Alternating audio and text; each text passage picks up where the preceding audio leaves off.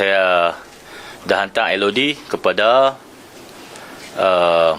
orang tu lah, Dr. Satya. Saya dah maklum di Facebook saya. Dan saya juga hantar LOD kepada Ngau Koming yang akan serah hari ini, kepada Marina Ibrahim serah hari ini. Satu lagi Salim. Salim Sultan Pak tu. Salim Ibrahim. Salim Pak lah nama. Dia ni banyak tokoh tambah lah. Jadi LOD ni akan diuruskan oleh peguam. Siap dah. Kalau tak serah hari ni akan serah esok lah. Dalam ni. Tak apalah. 3 tu je.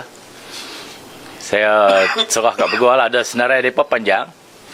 Dan ada nama-nama yang memesongkan fakta, menokok tambah, memutar belit. Dia mengaut keuntungan. Nak pusing cakap saya. Dan dapat LOD tu kita tuntut 7 hari. Dia mohon maaf lah.